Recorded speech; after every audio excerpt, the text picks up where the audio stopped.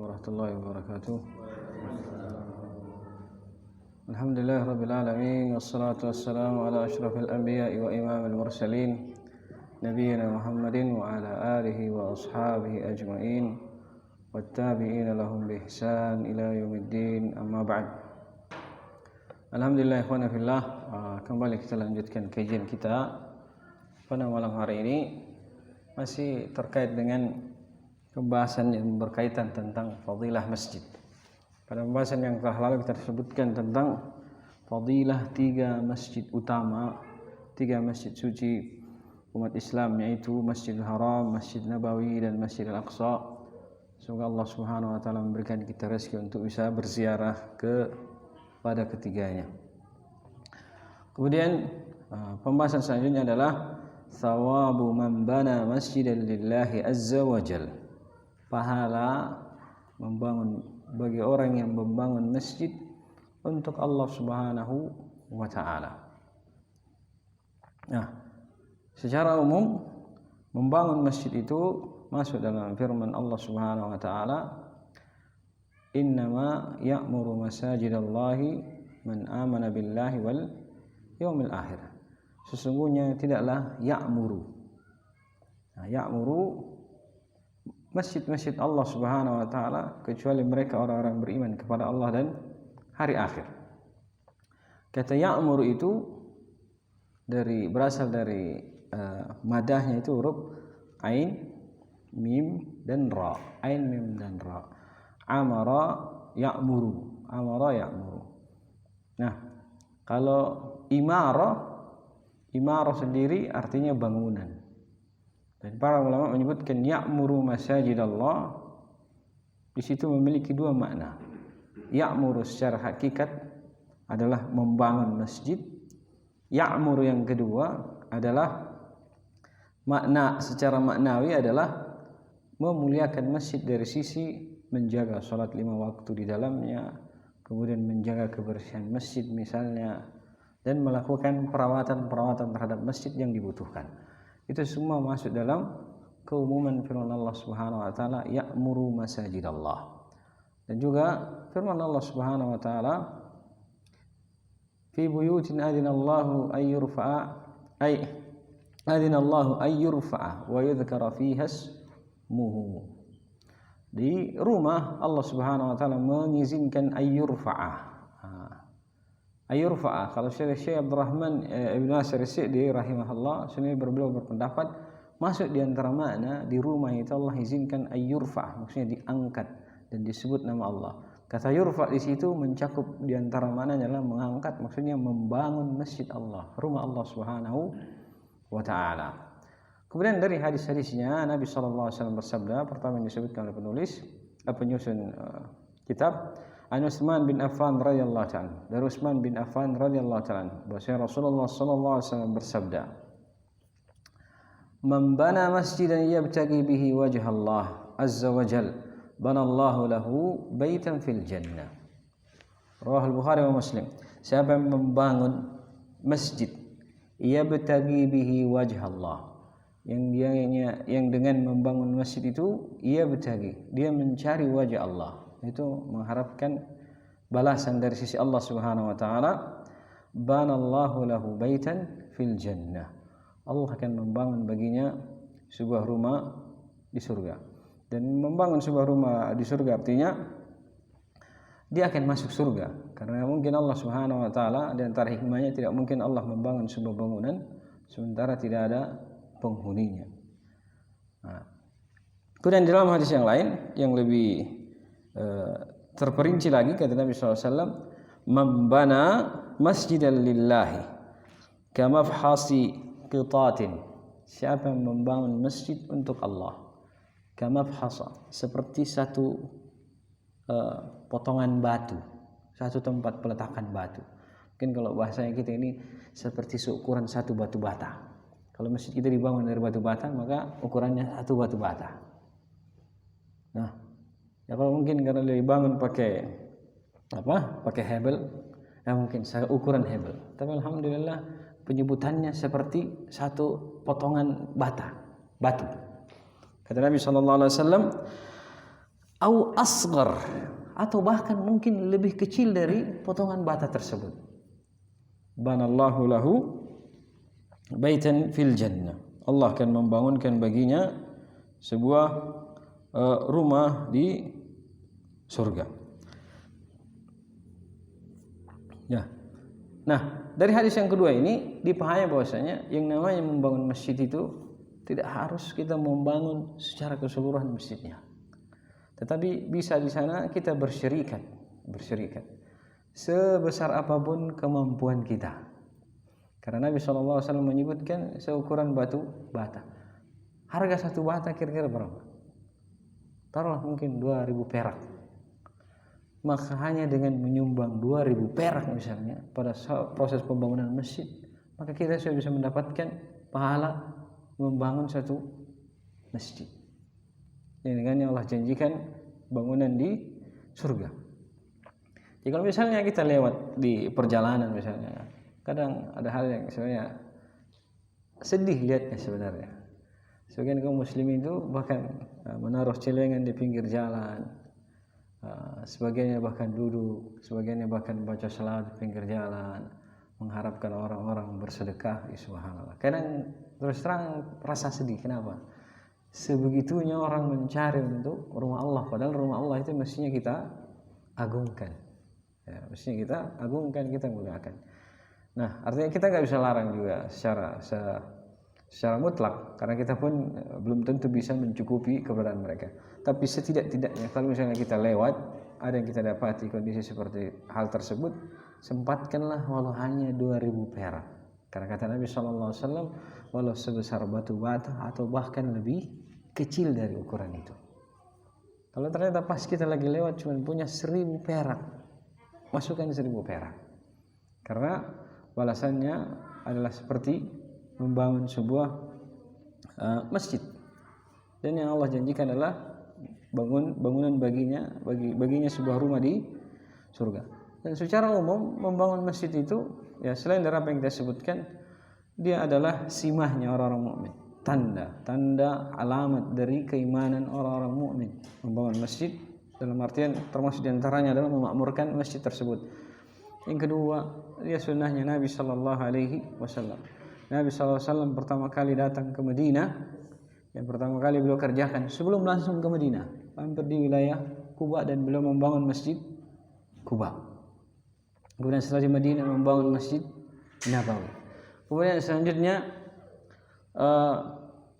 membangun masjid adalah satu di antara 7 pahala yang pahalanya tidak akan terputus. Kata Nabi SAW, sab'un yajrihumullahu, ada 7 yang Allah Subhanahu wa taala akan membuat pahalanya itu mengalir kepada orang-orang yang mengerjakannya. Di antaranya man bana masjidah, siapa yang membangun masjid. Kalau lengkapnya kata Nabi sallallahu alaihi wasallam,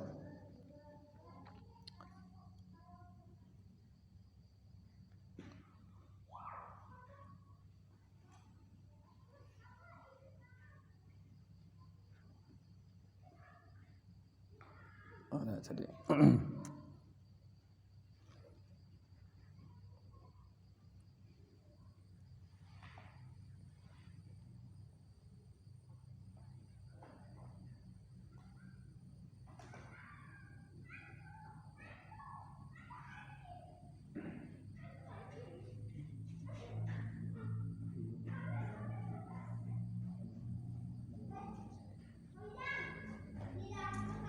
kita lewat. Secara umum ada 7, diantaranya man ajra nahran, mengalirkan sungai, kemudian hafara bi'ran, atau menggali sumur, kemudian membangun masjid, dan menanam pohon kurma diantaranya.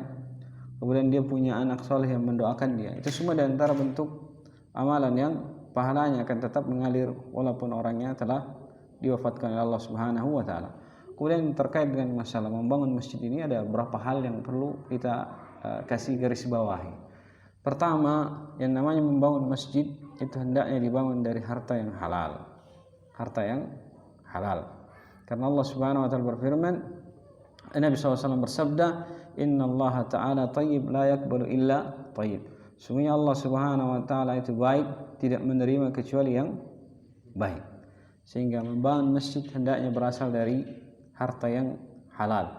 Kemudian yang selanjutnya, kalau misalnya kita selaku orang yang sholat di masjid mendapati masjid tersebut, kita tahu dia dibangun bukan dari harta yang sumbernya halal. Seperti misalnya perusahaan bir membangun masjid, beri nama masjidnya Al-Bir. Pakai al, saya pakai al supaya ke Arab-Araban. Nah, hukum masjidnya sendiri, kalau kata para ulama, boleh dimanfaatkan masjidnya. Hanya kalau kembali kepada orangnya, dia tidak akan mendapatkan pahala dari membangun masjidnya. Baik. Nah, demikian pula yang disebutkan para ulama. Kadang sebagian orang-orang itu di masa lalunya dia punya kayak misalnya korupsi lah, korupsi, atau dia ketika jadi penguasa banyak menzalimi rakyatnya sehingga dia mengambil harta mereka dengan cara yang tidak hak. Nah, kalau misalnya dia ingin bertobat, mau tidak mau harta tersebut harus diinfakkan ke maslahat kaum muslimin. Ke maslahat kaum muslimin. Tadi dia membangun jalan, termasuk juga diantaranya adalah digunakan untuk membangun masjid. Tetapi bedanya adalah ketika yang kedua ini dalam bentuk tobatnya kepada Allah, jangan diniatkan infak dari dia. Kenapa? Karena dia tahu itu sumbernya tidak benar. Seperti misalnya dia semasa hidupnya adalah perampok, qata'ut thariq. Di akhir hidupnya dia bertobat. Nah, sementara harta hasil jarahan itu harusnya dikembalikan kepada pemiliknya. Bagaimana cara dia bertobat? Kalau dia tidak bisa menemukan orangnya satu persatu, dan ya'udzubillah bahkan mungkin sebagiannya ketika dirampok dibunuh, nggak tersisa, bahkan ahli warisnya mungkin dibunuh sama dia. Caranya dia bertobat adalah apa? Ya, dia infakkan harta tersebut kepada kemaslahatan kaum muslimin, atau diantaranya dia membangun masjid. Tapi jangan niatkan bahwasanya itu infak dari dia, tabarruk dari dia. Dipahami? Ingin bahasanya kalau dia orang yang benar, maka dia keluarkan hartanya untuk membangun masjid, maka infaknya dia, sedekahnya dia, belanja di jalan Allah bahasanya. Tapi kalau yang ini niatnya adalah bara'atul dhimmah, berlepas diri dari tanggung jawabnya terhadap harta tersebut sebagai bentuk tobatnya dia kepada Allah Subhanahu wa Ta'ala. Nah, ini masjidnya pun bisa dipergunakan. Bisa dipergunakan sebagaimana disebutkan oleh Syekhul Islam Ibnu Taimiyah dan juga Imam An-Nawawi dan juga Imam Al-Ghazali rahimahullahu ajma'in tentang bolehnya pemanfaatan masjid yang berasal dari harta yang haram. Ya, sekali lagi haram. Cuman kembali kepada orang yang membangunnya, dia tidak akan mendapatkan pahalanya karena Nabi SAW mempersyaratkan infak di jalan Allah itu harus berasal dari harta yang halal. Inna Allah Ta'ala tayyib la yakbalu illa tayyib. Baik. Kemudian selanjutnya terkait dengan masalah membangun masjid. Ya, membangun masjid itu tidak boleh padanya kita menghias-hias masjid. Ya, tidak boleh padanya kita menghias-hias masjid. Kata Nabi sallallahu alaihi wasallam, "Idza zawwaqtum masajidakum wa hallaytum masahifakum faddamaru 'alaikum." Kalau kalian menghias-hias masjid kalian dan wa hallaytum masahifakum, dan kalian menghias-hiasi mushaf kalian, terlalu banyak ukirannya bermacam-macam, faddamaru 'alaikum, maka kehancuranlah untuk kalian. Dan sebagiannya sudah kelihatan. Itu di antara sunnah Nabi SAW adalah masjid dibangun sekedar dibangun sesuai fungsinya, bukan untuk dihias berlebih-lebihan. Misalnya kan terlalu banyak ukir-ukirannya. Bahkan sebagiannya Nabi SAW pun bahkan mengingatkan tentang masalah mewarnainya. Wala tukhammiru wala tusaffiru, kata Nabi SAW. Fatuftanan nasu, kata Nabi SAW. Jangan kamu warnai masjid dengan warna merah, dan jangan pula kalian warnai dengan warna kuning yang dengannya nanti manusia akan terfitnah. Secara umum menghiasi masjid dengan beragam ornamen termasuk juga dalam masalah pemilihan warna. Karena manusia akan terfitnah. Dan mungkin gara-gara satu orang membangun masjid kelihatan ukirannya bagus, akhirnya yang lain pun berinisiatif, kurang, nanti saya bikin hurufnya timbul. Jadilah dia timbul. Awalnya dibangun sekedar sebatas dinding, akhirnya berpikir, kayaknya bagus kalau kita pakai marmer. Begitu seterusnya.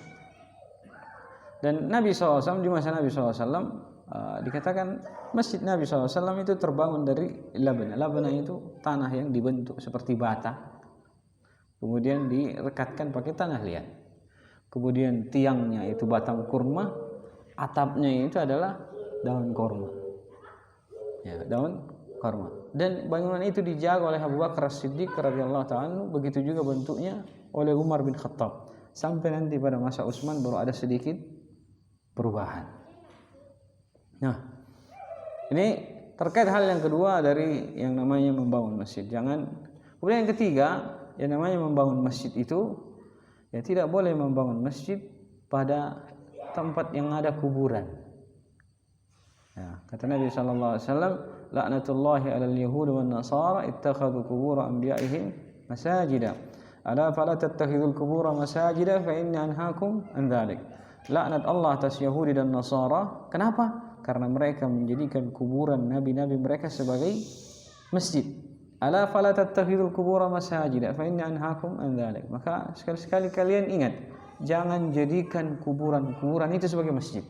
Karena sungguh saya telah melarang kalian dari perbuatan tersebut. Nah, sebagian masyarakat kita itu awalnya memang membangun masjid, tidak ada kuburannya. Cuman giliran sang pewakaf tanah itu, pewakaf lahan yang membangun masjid itu berwasiat, kalau saya wafat kuburkan saya di samping mihrab. Nah, ini wasiat yang batil, tidak boleh dikerjakan karena dia telah menjadikan masjid itu berada di wilayah kuburan. Dan lebih ngeri lagi, bahkan sebagian orang-orang yang dianggap soleh itu, dianggap wali, bahkan kuburannya yang dibangun masjid di situ. Ya, bahkan kuburannya yang dibangun masjid di situ. Dan solusinya kata para ulama terkait bangunan yang ada masjid yang ada kuburan di dalamnya, dilihat kalau masjidnya duluan, kuburannya yang diangkat. Tetapi kalau kuburannya duluan, maka masjidnya yang dihancurkan. Kalau masjidnya yang duluan, berarti ketika kuburan masuk, kita menjadikan masjid itu sebagai kuburan. Ini enggak boleh. Tetapi kalau kuburan duluan, kemudian masjid kita bangun, maka kita membangun di atas kuburan. Ini tidak boleh. Sehingga yang dihancurkan adalah masjidnya walau semegah apapun. Itu haknya kuburan. Kemudian sebagian lagi berdalil tentang kuburan Nabi sallallahu alaihi wasallam. Karena kuburan Nabi sallallahu alaihi wasallam ada di Masjid Nabawi. Dijawab sama Syekh Saleh Sindi hafizahullah, kata beliau, jadi pembahasannya sederhana. Kuburan Nabi itu, Masjid Nabawi itu berada di sebuah lingkupan. Beliau permisalkan seperti sebuah tanah kapling. Jadi tanah kapling itu ada sebuah tanah kapling besar. Taruhlah tanah kapling itu milik si A. Tetapi di dalam tanah kapling itu ada si B yang tidak mau menjual tanahnya kepada si A. Maka apakah tanah si B dikatakan tanahnya si A? Jawabannya bukan, tetap tanah si B. Dan itu pun kekhususan pada kuburan Nabi sallallahu alaihi wasallam. Pertama, jauh sebelumnya, sebelum di masa para Khulafaur Rasyidin, Masjid Nabawi itu di luar. Nanti terjadi pada Khalifah Malik bin Marwan kalau enggak salah. Akhirnya beliau melakukan perluasan Masjid Nabawi dan akhirnya memasukkan kuburan Nabi sallallahu alaihi wasallam. Akhirnya berjalan. Setelah berjalan, ketika belum membangun pun para ulama di masa beliau itu sudah ada yang memberikan nasihat bahwasanya itu tidak benar dan seterusnya.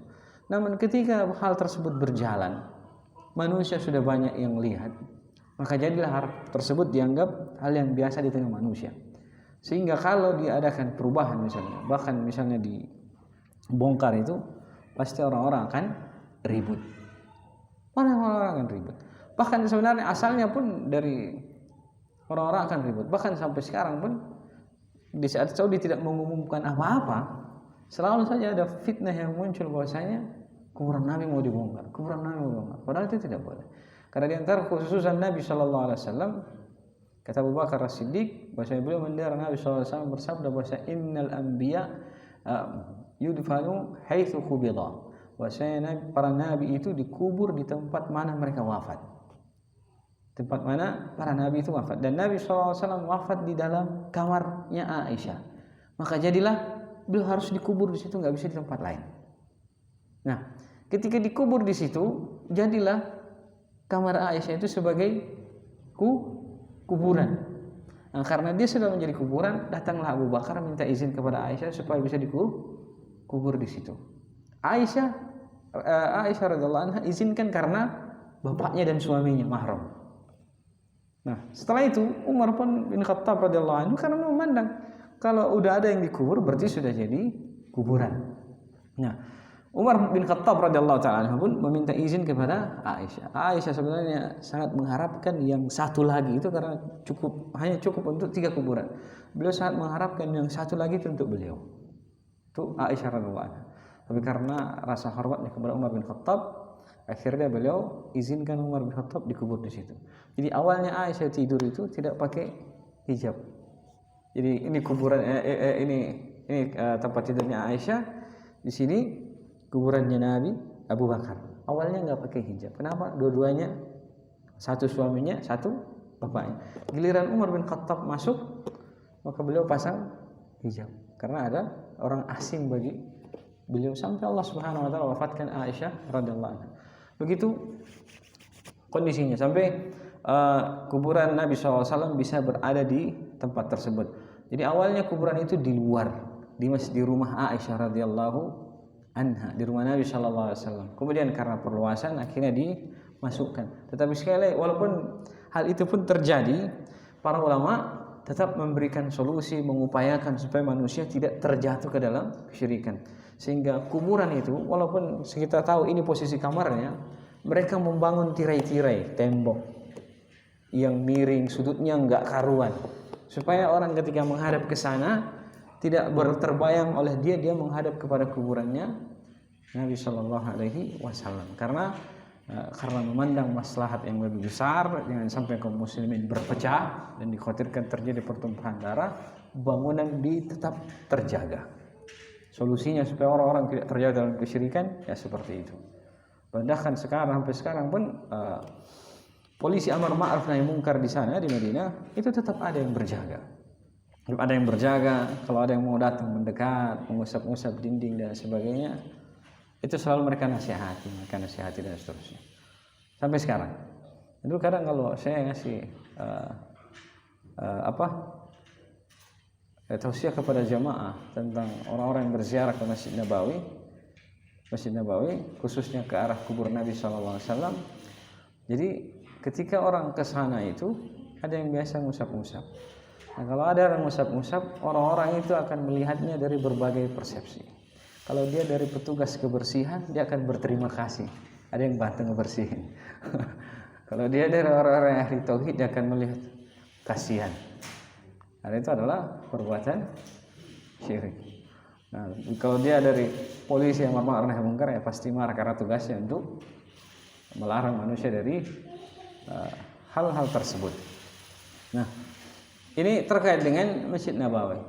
Kemudian ya, jadi keberadaan Masjid Nabawi karena kekhususan beliau SAW dan kuburan tidak mungkin dipindah. Kemudian perluasan masjid itu, asalnya masjid itu bukan dibangun di atas kuburan, tetapi terjadi perluasan sehingga wilayah kuburan tersebut masuk di dalam lingkaran masuk dalam wilayah bangunan masjid.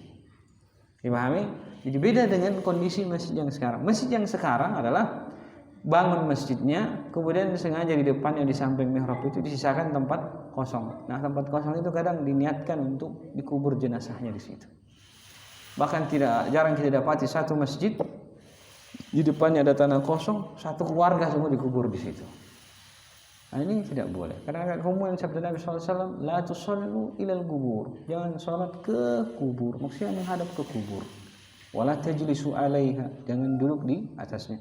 Sehingga para ulama terkait dengan masalah sholat di masjid yang ada kuburan itu belum melihat kalau kuburannya masih di lingkungan masjid ke batas pagar kan, karena sebagian menganggap pagar itu adalah bagian dari masjid. Kalau kuburannya masih di dalam masjid, jangan sholat di situ, keluar, karena masih kategori kuburan itu masjid. Tapi kalau misalnya kuburannya di luar halaman masjid, ada pagar yang membatasi, selama tidak berada di depan, silahkan sholat. Silahkan. Tapi kalau selama dia masih berada di depan, maka itu dikhawatirkan terjatuh dalam perbuatan tersebut. Solusinya apa? Solusinya adalah antara bangunan masjid dibangun sebuah jalan sepetak, sehingga jadilah depan masjid itu jalan, bukan kuburan. Ya, jadi solusi yang disebutkan oleh para ulama. Jadi di depan masjid itu disediakan jalan supaya depan masjid bukan langsung kuburan. Baik, ini terkait dengan masalah masjid yang dijadikan kuburan. Baik, hadis selanjutnya, pembahasan selanjutnya adalah thawabu al-masyi ila masajidi lis-shalah, pahala berjalan ke masjid untuk sholat. Ini sebagian yang telah berlalu bersama kita. Allah Subhanahu wa taala berfirman, "Ya ayyuhalladzina amanu idza nudiya lis-salati min yaumil jum'ati fas'au ila dzikrillah wa dzarul bai' dzalikum khairul lakum in kuntum ta'lamun." Wahai orang beriman, kalau nudiya lis-salah, disuruhkan untuk salat pada hari Jumat, fas'au ila dzikrillah, bersegeralah ila dzikrillah, untuk berzikir kepada Allah Subhanahu wa taala. Maksud zikrullah itu adalah salat itu sendiri. Jangan sampai ditafsirkan sama mengikuti tafsirnya sebagian dari orang-orang yang belajar tarekat. Katanya disuruh bersegera untuk mengingat Allah. Jadi kalau sudah azan, duduklah kita untuk mengingat Allah. Bukan. Tapi zikrullah di situ yang diinginkan adalah mengikuti seruan azan untuk menghadiri salat Jumat.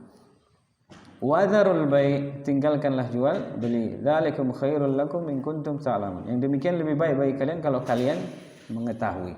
Baik. Yang dijadikan dalil dari hadis ini adalah fasau ila dzikrillah, bersegeralah untuk memenuhi untuk berzikir kepada Allah. Maksudnya memenuhi seruan dari salat Jumat. Itu berjalan ke masjid. Baik. وعن أبي هريرة رضي الله تعالى عنه قال رسول الله صلى الله عليه وسلم من توضأ فأحسن وضوءه ثم خرج عامدا إلى الصلاة فإنه في صلاة ما كان يعمد إلى الصلاة وإنه يكتب له بإحدى خطوتيه حسنة وتمحى عنه بالأخرى سيئة فإذا سمع أحدكم الإقامة فلا يسع فإني أعظمكم أجرا أبعدكم دارا قالوا لما يا أبا هريرة قال من أجل كثرة الخطأ.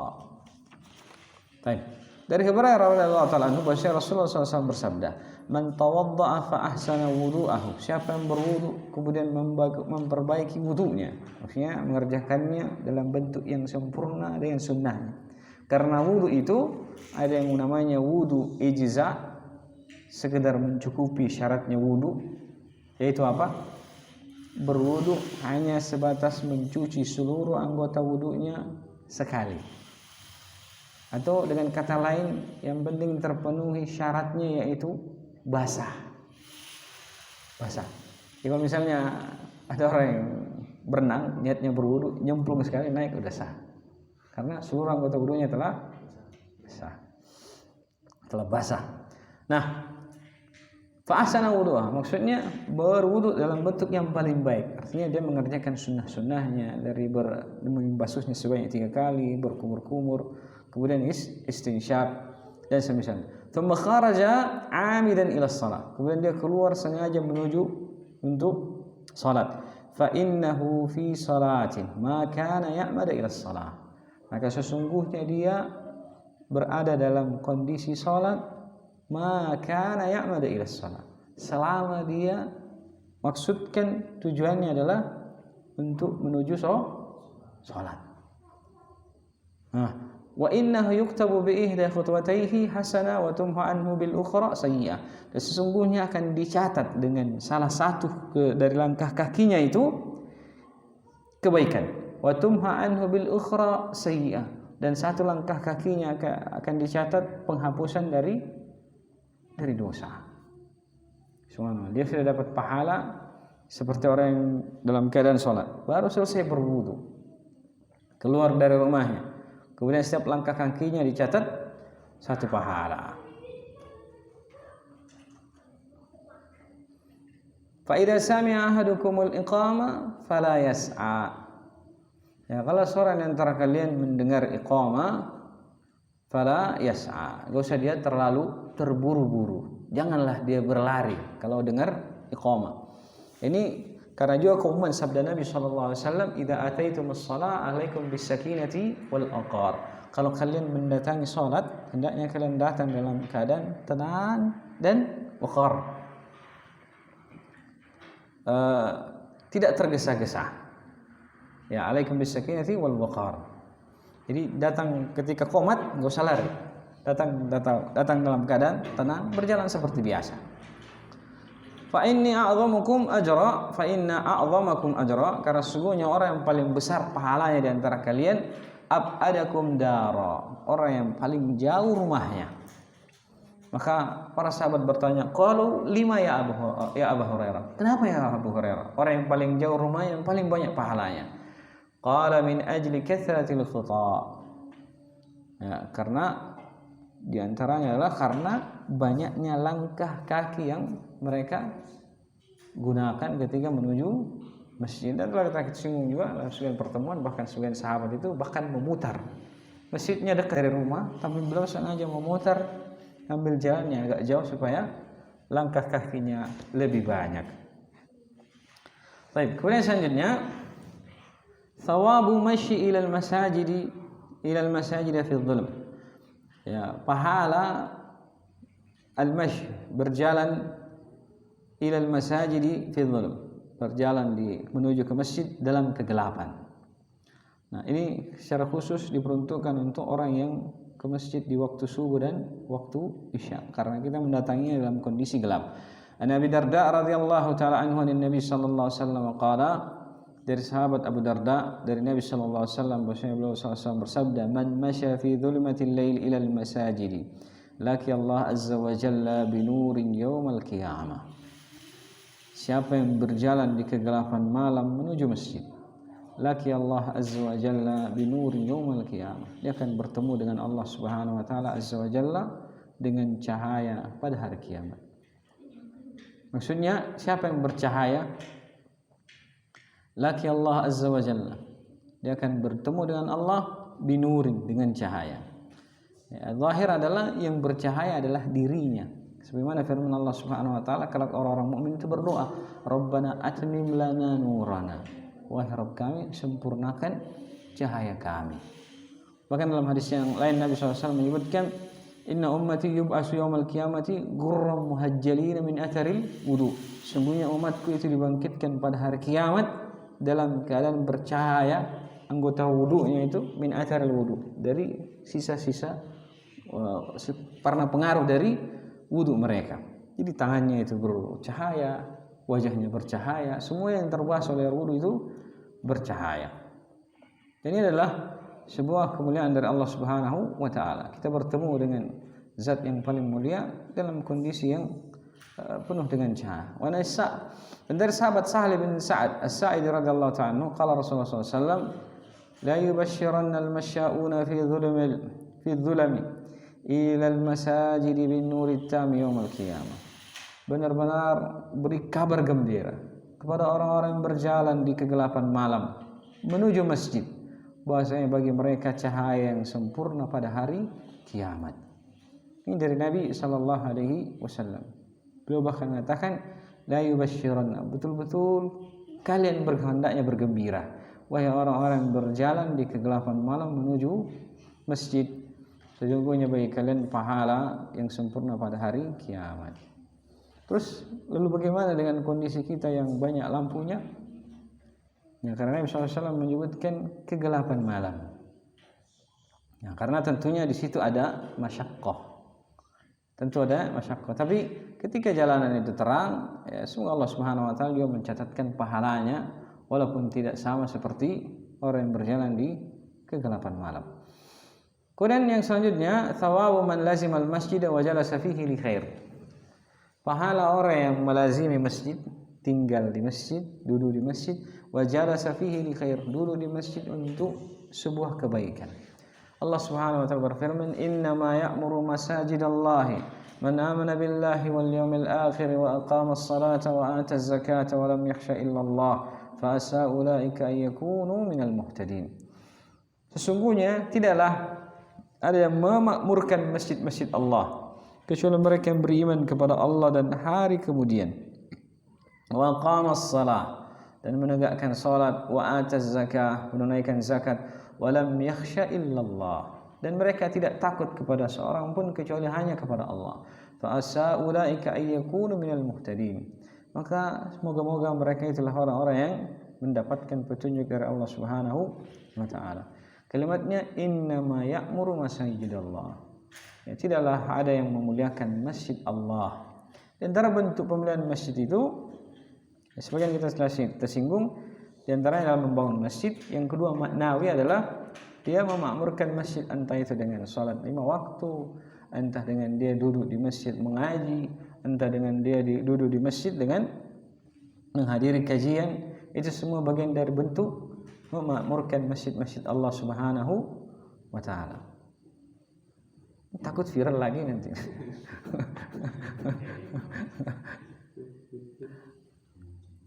Nah, dan Allah Subhanahu wa taala berfirman, hal tersebut tidak akan terjadi kecuali orang-orang yang bersifat dia beriman kepada Allah, hari kemudian dia menegakkan salat, menunaikan zakat, dan dia tidak takut kepada seorang pun kecuali Allah Subhanahu wa taala.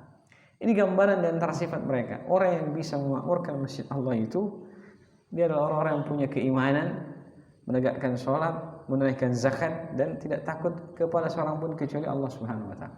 Sebaliknya, orang-orang yang tidak mengerjakan salat, anti masjid, alergi sama masjid. Bahkan mungkin sekedar kalaupun ke masjid paling numpang buang air. Dan ini sering kita dapati. Kalau misalnya masjid kita pun di sini kadang kita dapati begitu. Mampir, diajak sholat, oh ya Pak, nanti Pak, sebentar. Padahal belum qomat. Nah, belum qomat. Kalaupun ada ya paling numpang istirahat, numpang tidur. Nah, ini yang kita singgung juga tentang masalah tidur di masjid. Sebagian masjid itu ada yang menaruh tulisan, tolong jangan tidur di karpet atau jangan tidur di dalam masjid. Kalau tujuannya untuk memakmurkan masjid, tidak mengapa, karena di kita sadari sebagian orang itu tidur kadang ileran dia, takutnya turun ke karpet, terus baunya tinggal dan mengganggu orang yang sholat. Nah, dan juga kadang sebagian orang yang datang itu dari luar ingin beristirahat, keringetan. Nah, kadang mungkin tinggal baunya di karpet, maka akhirnya dia karpet tersebut bau dan mengganggu orang yang sholat. Jadi jangan langsung dipahami bahwasanya ini menyelisihi fungsi masjid. Tidak boleh dilarang orang sholat dan tidur di masjid. Nabi SAW, para sahabat dulu tidur di masjid. Memang benar para sahabat dulu tidur di masjid. Ahlus suffah tidur di masjid. Tetapi masjid di masa Nabi SAW itu beralaskan tanah. Bahkan para sahabat di masa lalu sholat memakai sepatu. Nah kalau kondisi sekarang, ya disesuaikan, karena ya sekarang masjidnya itu bukan lagi tanah, udah pakai keramik misalnya, udah pakai karpet. Apa dia bisa menjamin sepatunya itu bersih naik ke karpet? Kan nggak mungkin. Jadi jangan langsung dipahami bahwasanya melarang orang tidur di masjid, ini menyelisihi sunnah Nabi SAW. Karena di sana namanya bentuk imaratul masjid, memuliakan masjid, karena asalnya masjid itu tujuan utamanya adalah ibadah kepada Allah Subhanahu wa taala. Maka ketika tidak dipakai beribadah, boleh untuk orang gunakan untuk istirahat. Nah, tapi tempat istirahat sebagaimana yang kita sebutkan tadi, jangan di tempat khusus yang orang gunakan untuk sholat. Jadi kalau misalnya kita mau kompromikan, yang paling pertengahan dalam masalah larangan itu adalah yang menulis larangan jangan tidur di tempat orang sholat. Artinya kalau ke belakang sedikit atau misalnya di luar di teras silakan, itu boleh. Jangan dilarang secara mutlak. Karena masjid itu ada tempat kumpulnya kaum muslimin, bahkan pusat informasinya pun sebenarnya di masjid. Ya, pusat informasinya pun biasa. Nabi SAW tahu kondisi para sahabat itu karena ke masjid. Kemana si fulan? Tidak pernah kelihatan. Bahkan kisah tentang seorang wanita yang selalu membersihkan masjid itu, Suatu hari Nabi SAW tidak mendapati beliau. Berapa hari? Maka Nabi SAW pun bertanya, di mana dia? Maka para sahabat mengabarkan, ya Rasulullah, matat. Dia telah wafat ya Rasulullah. Awala adantumuni, kenapa kalian enggak beritahu aku? Saya takut akan mengganggu wahai Rasulullah. Ya, jadi ada seorang wanita yang memang kerjanya membersihkan masjid Nabi sallallahu alaihi wasallam. Baik. Selanjutnya firman Allah Subhanahu wa taala, "Fi buyutin adzina Allah an turfa'a wa yadhkura fiha ismuhu yusabbihu lahu fiha bil ghudwi wal asal." Di rumah Allah izinkan an turfa'a, untuk diangkat, wa yadhkura fiha ismuhu, dan disebutkan padanya nama-nama Allah, yusabbihu lahu fiha bil ghudwi wal asal. Dia bertasbih di dalamnya di waktu petang dan di waktu pagi dan petang. Nah, maksudnya yang disebut kalau saya Ibn Nasir As-Sa'idi antara adalah membangun masjid. Setelah berlalu, tapi pembahasan kita adalah orang yang melazimi masjid. Nah, rijalun la tulhihim tijaratun wala bai'un an dzikrillah wa iqamis shalah wa ita'iz zakah yakhafuna yawman tataqallabu fihi al-qulub wal absar. Itu sekelompok laki-laki yang la tulhihim, tidak melalaikan mereka perniagaan mereka, jualan mereka, wala bai'un, ya, dan dari mengingat Allah Subhanahu wa taala dan mendirikan salat, menunaikan zakat. Mereka takut hari di mana tataqallabu fihil qulub, hati itu berbolak-balik, wal absar, dan juga pandangan. Karena ketika itu kondisi manusia dalam kebingungan, panik. Gimana sudah kondisi saya di hadapan Allah Subhanahu wa taala? Liyajziyahumullahu ahsana ma 'amilu wa yazidahum min fadlih. Wallahu yarzuqu man yasha'u bighairi hisab. Agar Allah membalas mereka dengan sebaik-baik apa yang telah mereka kerjakan. Wa yazidahum min fadlih, dan Allah akan tambahkan balasan untuk mereka karena karunia-Nya. Wallahu yarzuqu man yasha'u bighairi hisab. Allah memberikan rezeki kepada siapa yang Allah kehendaki tanpa batas hitungan. Yang menjadi syahid dari pembahasan ini, dari ayat ini adalah adinallahu an turfa wa yadhkara fiha ismuhu yusabbihu lahu fiha bil ghudwi wal asal. Mereka bertasbih, maksudnya salat di dalamnya di waktu pagi dan petang. Baik. Kemudian udah azan. Baik, dalil selanjutnya an Abi Hurairah radhiyallahu ta'ala anhu, dari sahabat Abu Hurairah radhiyallahu ta'ala anhu, beliau berkata, sami'tu Rasulullah sallallahu alaihi wasallam yaqul, saya mendengar Rasulullah sallallahu alaihi wasallam bersabda,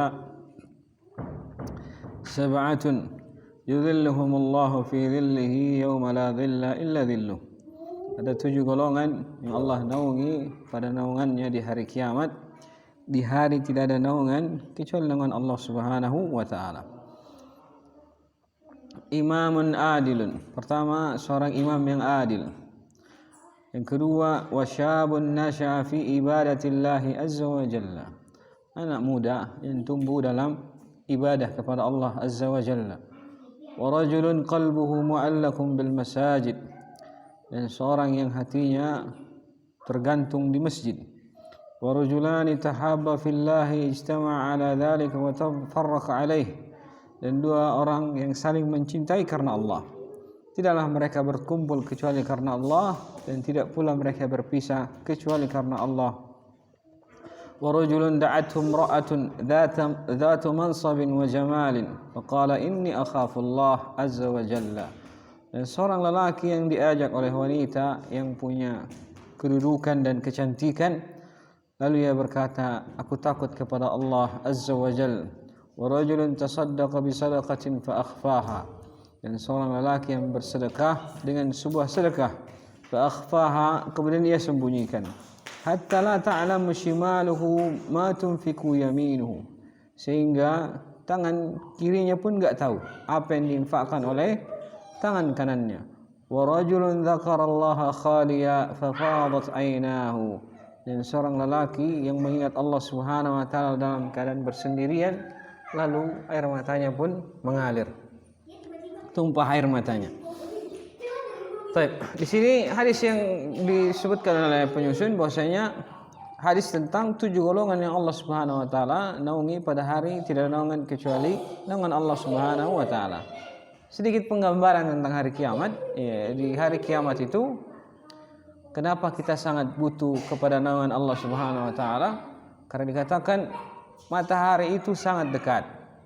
Dan karena panasnya matahari yang begitu dekat, orang-orang itu bercucuran keringat. Nah, karena cucuran keringatnya itu ada yang tertenggelam sampai mata kakinya, ada yang tenggelam dengan keringatnya sampai lututnya, ada sampai pusatnya, ada yang sampai bahkan ditenggelamkan oleh keringatnya. Karena saking panasnya ketika itu.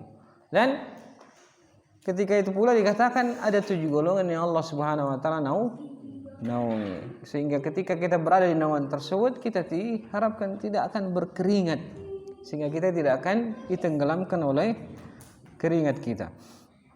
Yang golongan yang pertama dikatakan imam yang adil. Ya, imam yang adil. Adil itu secara kita sebutkan secara ringkas saja penjelasannya. Adil itu adalah lawan dari kezaliman. Nah, adil itu sendiri adalah menempatkan sesuatu pada tempatnya. Dia tahu menempatkan sesuatu pada tempatnya, memberikan yang punya hak-haknya, menghukum yang zalim dengan keadilannya. Jadi adil itu sendiri bukan berarti sama rata, ya, bukan berarti sama rata. Adil itu adalah menempatkan sesuatu pada tempatnya. Lawannya adalah zalim, menempatkan sesuatu bukan pada tempatnya. Ya, kalau bahasa sederhananya adil itu, ya, peci kita taruh di kepala, itu namanya adil. Tapi kalau peci kita taruh di kaki, itu namanya zalim. Atau sendal kita pakai di kaki, itu namanya adil. Tapi kalau sendal kita taruh di kepala, itu namanya zalim. Nah, begitu maksudnya adil. Dia tahu mana yang hak, mana yang batil, dia tahu menempatkan semuanya pada tempatnya dan ukurannya. Dan pemuda yang tumbuh dalam ibadah kepada Allah Subhanahu wa taala, maksudnya dia besar dalam ketaatan.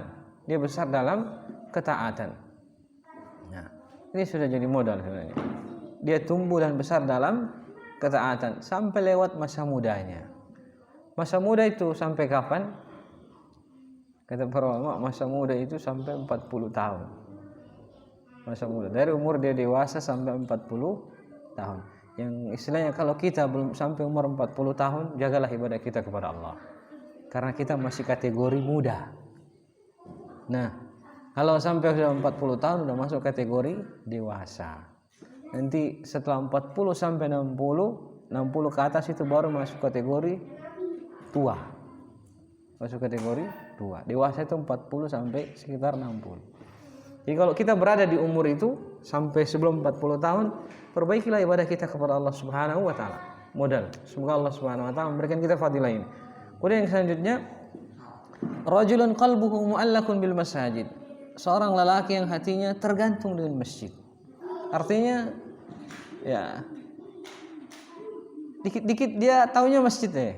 Senang berada di masjid, senang sholat di masjid, senang melakukan ibadah di masjid, senang beriktikaf di masjid. Pokoknya hal-hal yang terkait dengan memakmurkan masjid, muliakan masjid, dia senang hal tersebut. Ya, dia senang akan hal tersebut.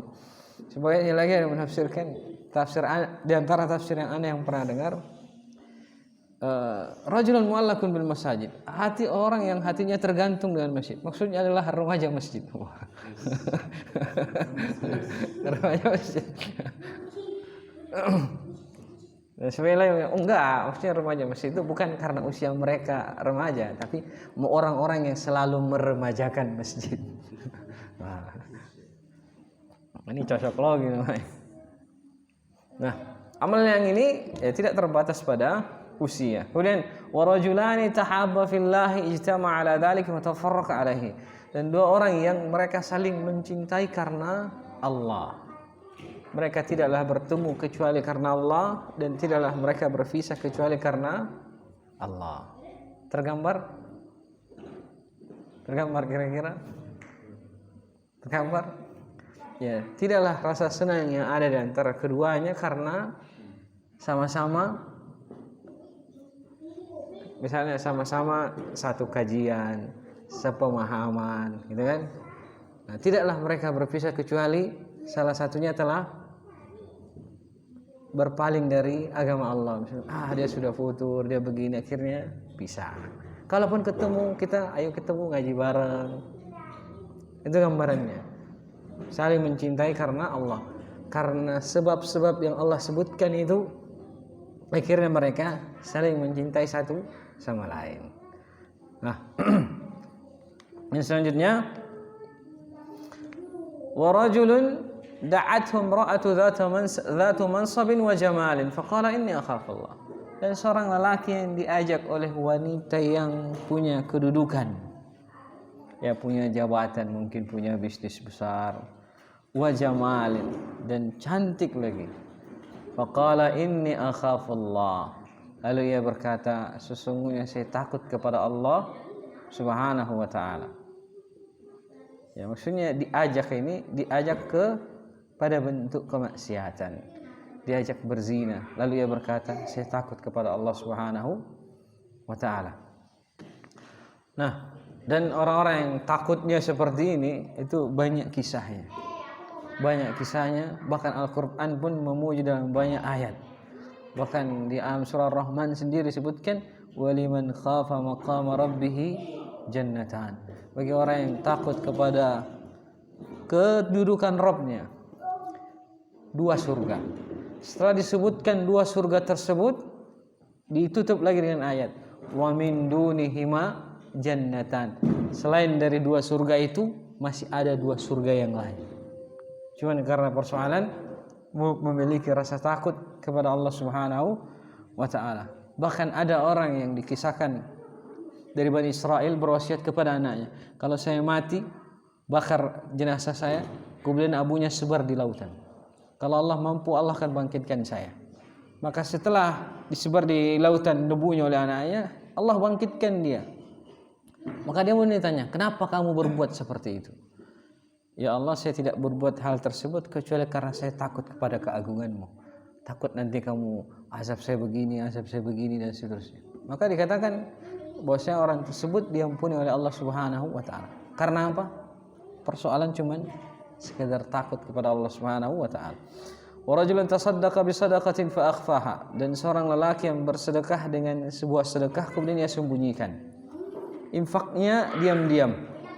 Hatta la ta'lamu shimaluhu ma tunfiqu yaminuhu, sampai tangan kirinya tidak tahu apa yang tangan kanannya infakkan. Maksudnya orang-orang terdekat pun tidak tahu dia telah bersedekah. Dan rajulun dzakarallaha khaliyan fa fadat ainah, dan seorang lelaki yang mengingat Allah dalam keadaan bersendirian, tiba-tiba ia menangis. Nah, gambarannya apa? Bagaimana dia mengingat Allah dalam keadaan bersendirian? Masuk di antara maknanya adalah kadang dia bersendirian, teringat akan dosanya, lalu dia beristighfar kepada Allah Subhanahu wa ta'ala. Ini masuk dalam kategori dzakarallaha khaliyan. Atau misalnya ketika dia bersendirian, dia mengingat masih kurang ibadahnya kepada Allah, tiba-tiba dia menangis, masuk dalam makna ini. Ya. Atau misalnya tiba-tiba dia bersendirian, tiba-tiba dia teringat surga Allah, sangat pengen masuk ke sana, ini masuk dalam makna ini. Tiba-tiba dalam kesendiriannya, tiba-tiba dia teringat akan beratnya siksa neraka, masuk dalam makna ini. Karena semua masuk dalam kategori makna mengingat kepada Allah Subhanahu wa ta'ala dalam keadaan bersendirian. Baik, kita cukupkan satu judul lagi. Thawabu man jalasa fil masjid yantadhir as-shalah. Pahala orang yang duduk di masjid menunggu salat yang selanjutnya. Allah Subhanahu wa ta'ala berfirman, "Ya ayyuhalladzina amanu sabiru wa sabiru wa rabitu wattaqullaha la'allakum tuflihun." Wahai orang-orang beriman, bersabarlah. Wasabiru, perkuat kesabaran kalian. Warabitu, dan berjagalah. Wattaqullaha la'allakum tuflihun, bertakwalah kepada Allah agar kalian beruntung. Syahidnya dari ayat ini adalah isbiru wasabiru warabitu, sabar dan perkuat kesabaran kalian, warabitu, dan berjagalah. Ya, maksudnya jaga diri, karena kondisi orang yang menunggu waktu sholat itu harus ada padanya kesabaran yang lebih. Dan ya, orang yang menunggu waktu sholat itu dalam kondisi berjaga, menjaga dirinya jangan sampai batal wudunya misalnya, menjaga dirinya untuk tidak keluar dari masjid sampai tiba waktu sholat selanjutnya. Kemudian hadisnya dari Abu Hurairah radhiyallahu taala anhu, bahwa Rasulullah sallallahu alaihi wasallam bersabda, la yazalu ahadukum fi salatin ma damat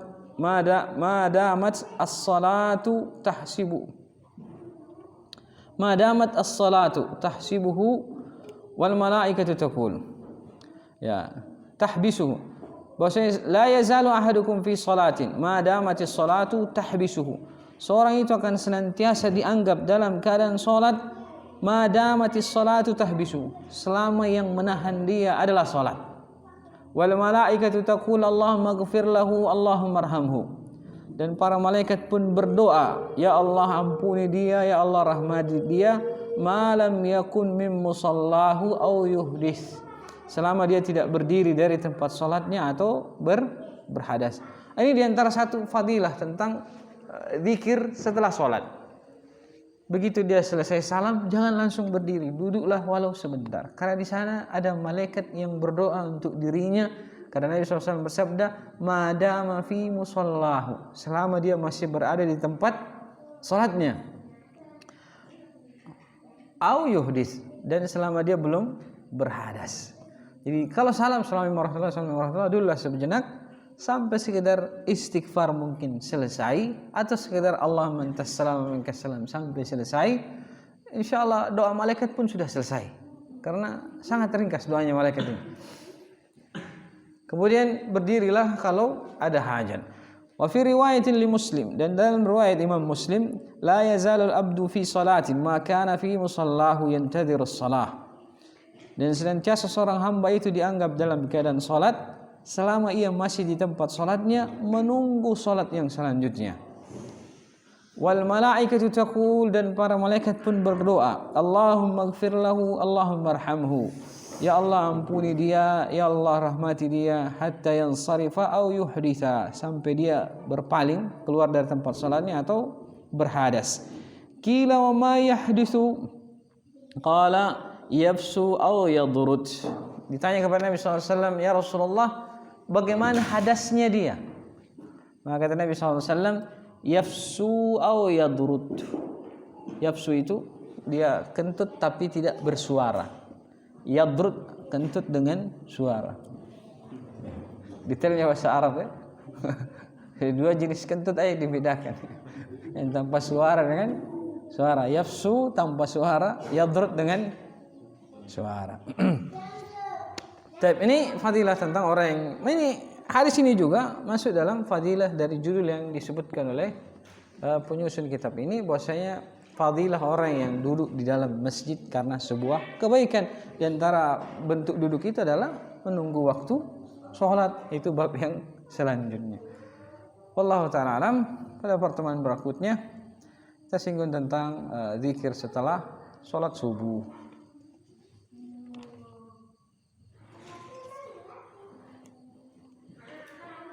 Masalah masjid, yang mana kalau masalah masjid kita katakan wanita lebih afdal di rumahnya, maka tidak menutup kemungkinan fadilah itu ikut bersama mereka, kecuali kalaulah mereka adalah orang yang senantiasa sedang berada di rumahnya, beribadah di rumahnya, sebagaimana laki-laki yang sedang berada di masjid dan beribadah di masjid. Demikian memahami hadis tersebut secara kebalikannya kepada para wanita. Allah.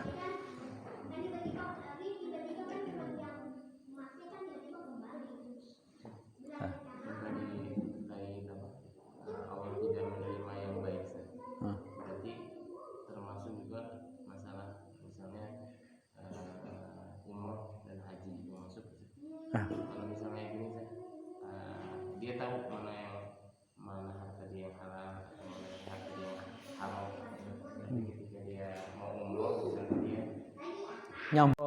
atau haji dengan harta yang halal. Kalau dia bisa pisahkan hartanya entah halal dan haram, kemudian dia gunakan yang halal untuk beribadah, insya Allah haji yang diterima. Tetapi kalau misalnya hartanya tercampur, maka ini hendaknya dia bertobat di awal. Karena ketika tercampur sulit bagi dia untuk memisahkan antara yang halal dan haram. Karena itu disyaratkan bagi dia untuk bertobat di awalnya dan bersedekah sekedar yang dia tahu kira-kira hartanya itu seperti apa yang haram. Sekedar dia tahu. Sekedar dia kira-kira. Setelah itu dia berangkat.